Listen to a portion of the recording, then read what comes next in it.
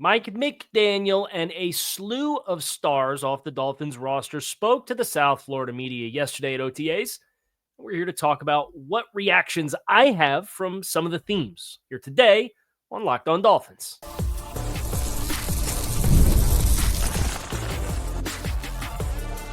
You are Locked On Dolphins, your daily Miami Dolphins podcast, part of the Locked On Podcast Network, your team every day.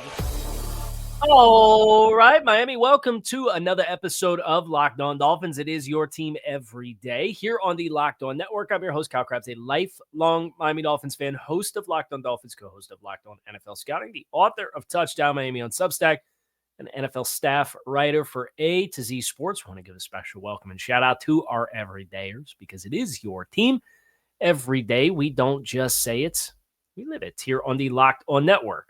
Happy National Three-Peat Florida Panthers Eastern Conference Champions Day to all who are celebrating.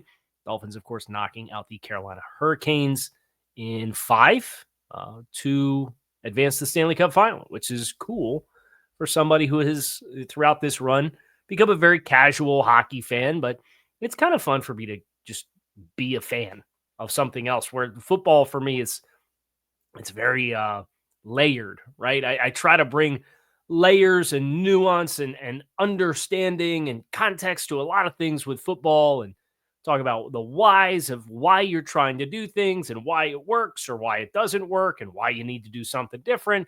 And hockey, it's funny. You just drop a puck and I'm like, yeah, put the puck in the net, right? Like, hey, Bob, stop the puck, right? But today on the show here on Locked On Dolphins, we're not obsessing over the Florida Panthers and their run to the Stanley Cup Finals. We're getting into some of the quotes from OTAs, where McDaniel spoke yesterday. Love what he did about the Jalen Ramsey situation. We're going to get into that. Tyreek Hill spoke. And the biggest thing that Tyreek Hill spoke about, for me personally, was none of the things I'm doing this offseason or earning back my teammates' trust or showing up and working hard every day. Because Tyreek's kind of always been somebody who, when you're at the facility up until the Week 18 game last year, he's always known to say the right thing in that environment. So he could talk about going to church more and how he's got to earn back the trust of his teammates and he's got to hustle real hard, and all that's, fine and dandy. The biggest thing that Tyreek disclosed for me, in my opinion, in watching Tyreek Hill play through what he played through last year, and knowing that Tyreek's not getting any younger, he's lost some weight. And I believe it was Marcel Louis-Jacques asked him about slimming down. And Tyreek said, been training a lot. I'm weighing 183. When I first got to Miami, I was 197, but feel like I'm back to my original playing weight whenever I was in Kansas City. I feel great. For a player like Tyreek, who runs good routes, right? But the part of his game that strikes all of the fear into everyone is the speed. And he talked about having conditioning and not getting tired and coming off of the field and needing to come off of the field. And I think that's an important development for Tyreek if he's going to make the most of what this opportunity this season is going to afford him in his age, 31 season. He won't turn 32 until next March. But from a snaps perspective, this past year was the year in which the Dolphins put him back out there. I mean, he played 906 snaps in 2024. That was a career high. And remember, he took himself out of a game 3 plays after halftime to close the season.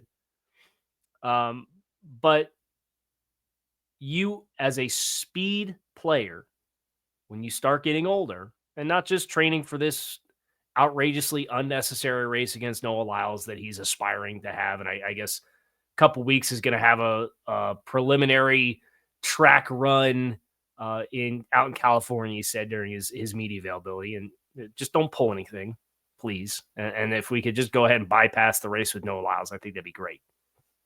But Tyreek his first 2 years in Miami played 800 and 695 at a weight that was up close to 200 pounds. And obviously there's a wear and tear element there. But there's also a burst in speed, and the identity of Tyreek Hill as a football player being tied to the speed that he strikes in players. I think him being at a lower weight, especially with the Dolphins bringing in another bigger bodied receiver in Nick Westbrook-Akine, having Malik Washington as another kind of middle of the field type of player, whatever obviously Jonnu Smith and his presence. I think you have enough other players that maybe, even if Tyreek's going to sit here and say that he's aspiring to put up 2K again, I hope that's not the case. I'd really love to see a balanced offense. But I'd like to see 1,000 for Tyreek. I'd like to see 12,000 or 1,200 for Tyreek, 1,300 for Tyreek. I think that's a great balance between what it was last year and what it was the 2 years prior. There's a middle ground to be found there, and Tyreek being well conditioned to stay on the field and run a lot of the vertical plane stuff and strike fear outside. I think that can be kind of a way that you put him as a football player back into where you can impact the game and not have to force feed him the football because he's big and rocked up. So it is a revelation for me to find out that he's lost about 15 pounds. As far as the last question he was asked, and he talked a lot about being a difficult offseason for him and all the personal stuff. And Tyreek Hill is who he is. And I'm not going to get my hopes up that there's some grand revelation for Tyreek away from the team facility where he's magically going to be a different person. Right? I think you'd be foolish to expect a Tiger to change his stripes in that regard. But I did appreciate some of the self-awareness that came from this availability for Tyreek. And I think he got one thing right for sure at the very end. He was asked about being a captain. He says, I've got to prove myself. I got to show up different. The mindset's got to be different. I don't feel like I deserve it. And if I didn't get it, I wouldn't dwell on it. I wouldn't sweat it because I put myself in that position. You're absolutely right.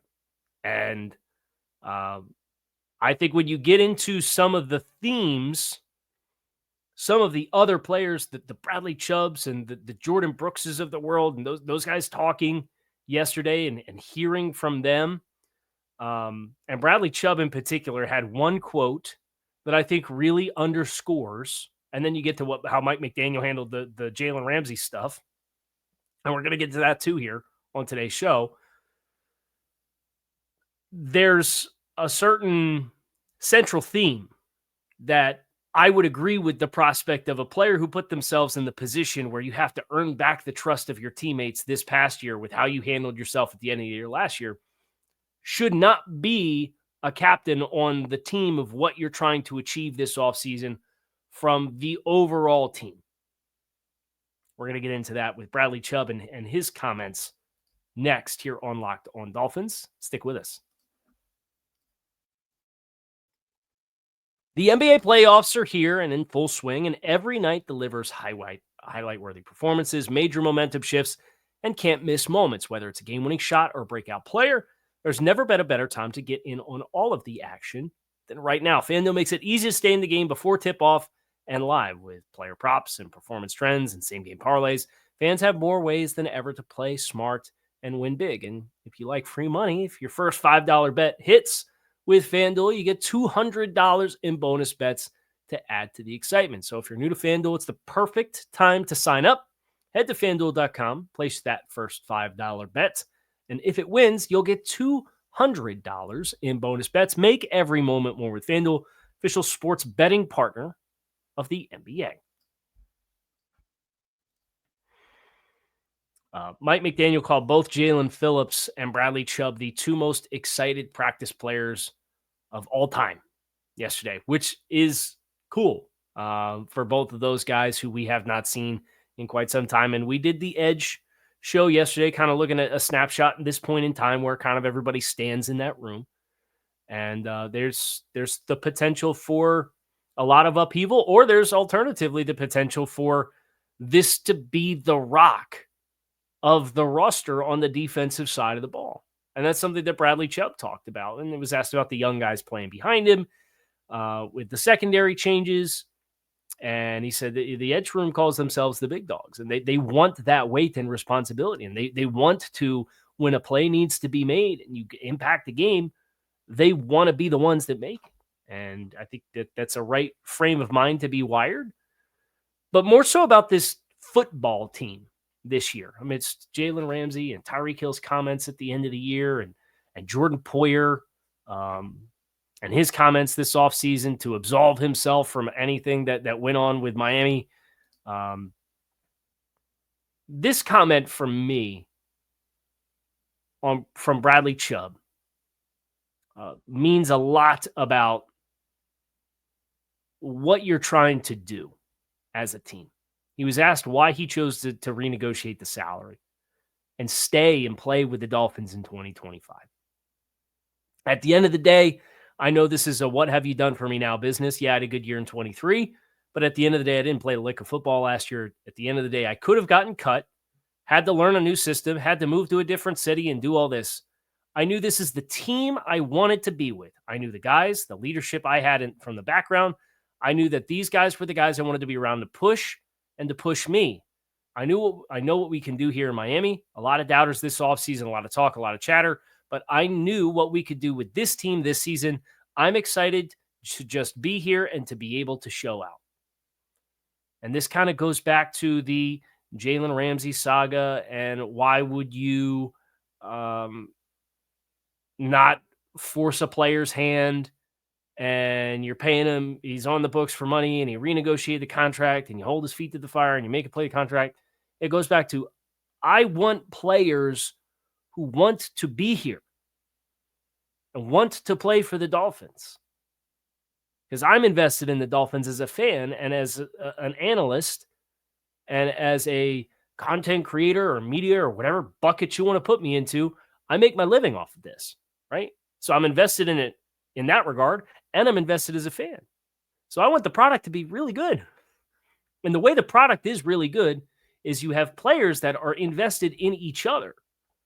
And the path of the Jalen Phillips and the Bradley Chubbs, of those guys doing their rehabs together and now having this chance to get back on the practice field, and you see the clips of them running the loops and doing agility stuff. And Mike McDaniel said you'll see him on most days doing almost everything. Bradley Chubb said he's about 95 to 98%. And just as importantly, he wants to play in Miami. He wants to be a leader on this team. He wants to lead. He wants to play with these guys. These are the kinds of players that, like, they should be the captains of the football team, not the guy who said he didn't want to be here at the end of last year, but his contract makes it kind of complicated, but then he walks it back and is really remorseful behind the scenes, and now he needs to earn his teammates' trust. Like, go do that, Tyreek. That's fine. You know, just keep your name out of headlines as best as you possibly can. Put your best foot forward. Work really hard. Don't make a fuss. And play your rear end off. If you're going to do that this year in Miami, that's fine. Jalen Ramsey says, I don't want to be here. Okay, go. We'll get what we can for you. I don't want him here. So to hear Bradley Chubb talk about, I could have got cut and played somewhere else and because I didn't want to take a pay cut, understanding what his situation was and saying, I want to lead and push this group and have this group push me because I know what we're capable of. That's the kind of guys you need at the front. Need at the front of the line.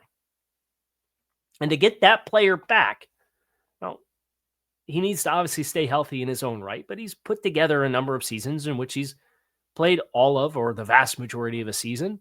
Not to say he can't get banged up and miss a couple games. That's unfortunately football. It happens. But to get this kind of addition back from a leadership perspective, a skill perspective, an impact position perspective, I don't want to take it for granted because listening to him talk yesterday really got me fired up. It really did. Especially when you pair it with how Mike McDaniel handled the Jalen Ramsey situation during his media availability. So he was asked 3 questions. And I wrote about this for A to Z Sports. But Mike is usually very liberal with his answers and gives you a lot, right? He understands the weight and responsibility that he carries of the people in the media room that are asking him questions to do their job and to provide them with some value, to give them answers. And I know people get really fed up with the ums and the ahs and trying to be insightful and the long-winded answers. But I think at the very least, there's, I think, very good intent from Mike behind that. To be thoughtful about what he's saying, but to be respectful of the need of the people in the media in that room to ask questions and to get answers so that they can work with it to do their jobs, right? He did the opposite of that. And he doesn't do it often, just like he doesn't jump down this team's throat. But I've been in a few training camp practices where he mother blanked the team at the end of a practice. I've seen him do it. I think he needs to do it more. Sometimes, especially with what the team ended up being last year. And it sounds like that's been something that the players have gotten a little bit more direct feedback from Mike thus far this offseason. And that's not to say you got to come in and be a tyrant and try to be something that you're not. But there's a time for direct messaging and for bluntness. And I think Mike would benefit from serving some more of that and not relying as much on the leaders in the locker room to set the tone with some of that kind of stuff. But the Jalen Ramsey stuff really popped to me. We're going to talk about why here next on Locked on Dolphins. So make sure you guys stick with us.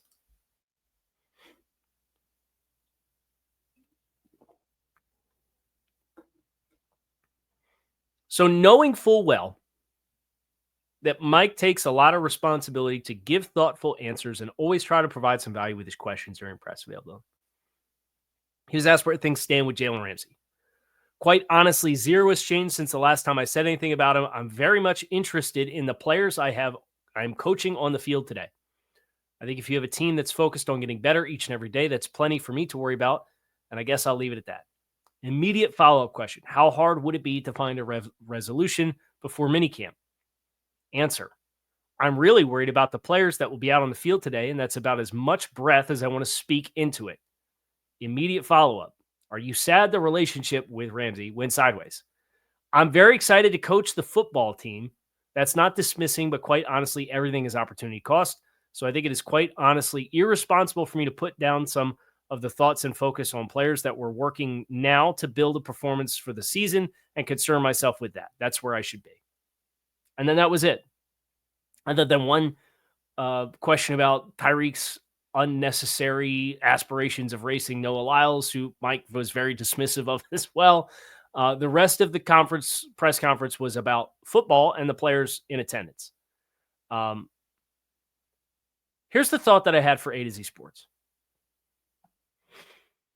A lot of the best teams have found opportunities to create a spark or a catalyst or the us against the world mentality. And it's been teams like the Chiefs have done it despite their run. Nick Saban's Alabama teams always found ways. Kirby Smart's teams in Georgia always found ways to say, nobody believed in you, right? From the very beginning, nobody believed that you could be here and have the opportunity to do this.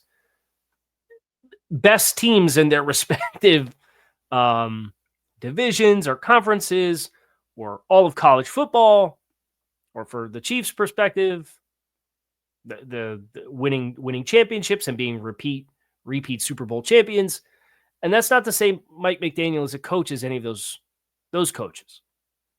But what really strikes me is you have an opportunity to use the Jalen Ramsey situation, even if you're going to be less talented. But this team is going to sign a corner. Like, don't sit here and act like Ethan Bonner and Cam Smith, who allegedly pulled up lame during yesterday's OTA trying to cover Waddle down the field. So here's your sign, are going to be the outside corners. Don't assume that's going to be the case. They're going to sign somebody, at least one somebody.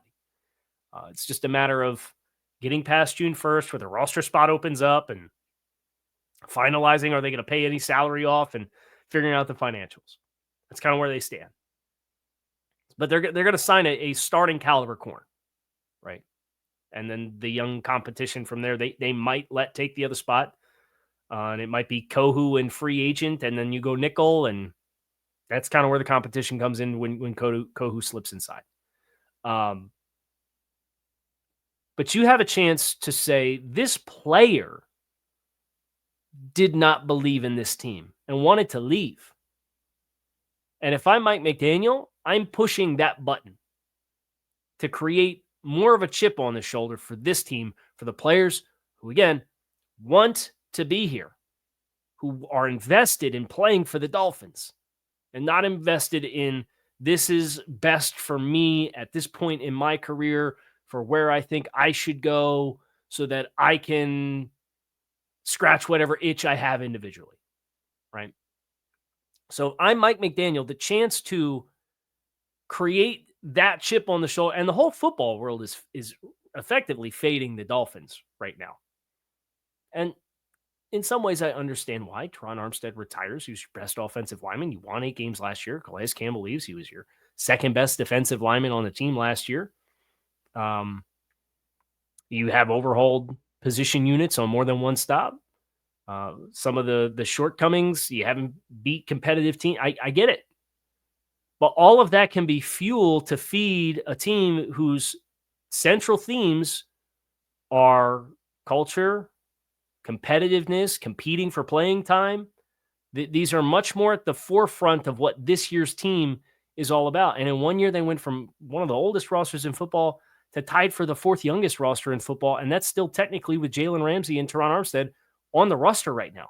It's going to get even younger.